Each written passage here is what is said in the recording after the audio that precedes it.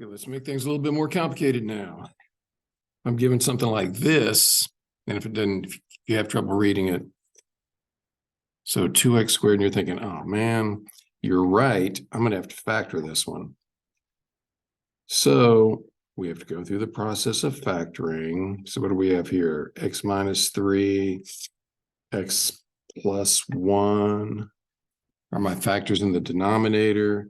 Let me see, my numerator is going to be, if I factor out the 2, that's going to be 2 times x squared minus 9. How convenient, x squared minus 9 is x minus 3, x plus 3. And then immediately you say, whoa, we get some canceling. We get some canceling there. So I've got my leftover, and it's the leftover that we're going to graph. The leftover is the part that's going to actually be graphed. All right, so here we go. Vertical asymptote. I look at the leftover part. I don't look at the canceled part. The leftover part, the 0 of the denominator is -1. All right, the horizontal asymptote. We can do the horizontal asymptote from any step along here.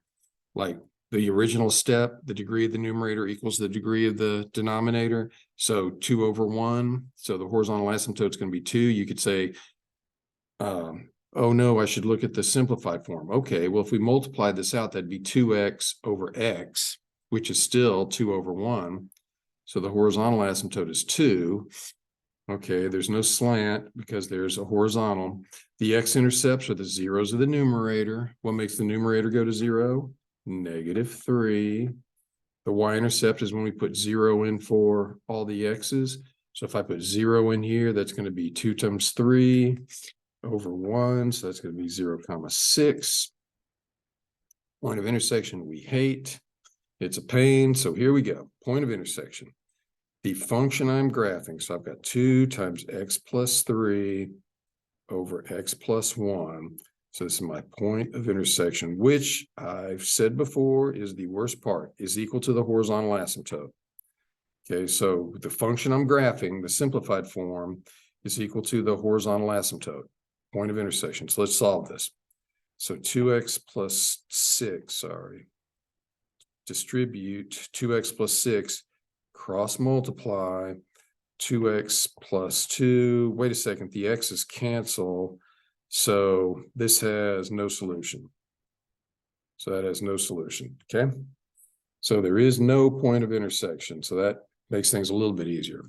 Now for the new part. Uh-oh, we did get some factoring and canceling here, didn't we? So we look at the part that canceled. The part that canceled was the x minus 3. So that means the x coordinate of the hole in the graph is that 3. That's the 0 of the part that canceled. Okay, so the x coordinate is the 0 of the part that canceled. And I probably spelled canceled wrong. Now to find the y coordinate, we have to plug this into what's left over. So we have to plug that in to what's left over. And somebody then yells at me and says, no way, it doesn't exist. How can you have a y coordinate? Yeah, we're finding the corresponding y coordinate when it doesn't exist. So what is that going to be? 3, that's going to be 12/4, better known as 3. Did I do that right? So the y coordinate is also 3. That's just a coincidence. 6 times 2 is 12. 3 plus 1. So the y coordinate is 3. So the y coordinate is 3. We plugged in. So this is our where it doesn't exist. So let's start graphing everything. So we've got the vertical asymptote is -1. We never cross a vertical asymptote. The horizontal asymptote is at 2, and we don't cross this horizontal asymptote, so that actually makes the problem easier. We don't have to, it makes the graphing easier. The x-intercept is at -3, 1, 2, 3. The y-intercept is at 6. And here's the fun part. The hole in the graph is at 3, 3. So 1, 2, 3, 1, 2, 3. So we put a big open circle there where the hole in the graph is. And then people are like, oh man, now we got to figure out all these other points. Well, this is where we can start using shortcuts.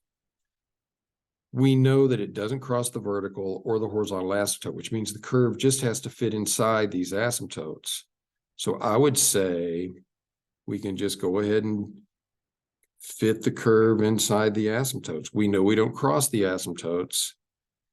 So we just fit the curve inside the asymptotes because that's the way it's always going to work out. And if you really wanted to convince yourself, you could do a t-chart and do like -10 and plug -10 in here, and you see you're going to be getting very close to the +2 value.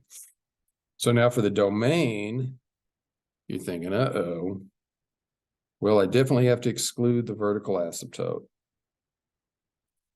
We also have to exclude the x coordinate of the hole in the graph. We have to exclude the x coordinate of the hole in the graph. This would also be a fair problem to ask you the range because there's nothing goofy about it. You have to, we didn't cross the horizontal asymptote, so we have to exclude that. So the horizontal asymptote was at 2. But then it's also got the hole in the graph at 3 where it doesn't exist. So we have to, the y coordinate. So we also have to exclude the hole in the graph. Okay. So a little bit more complicated, just a little bit.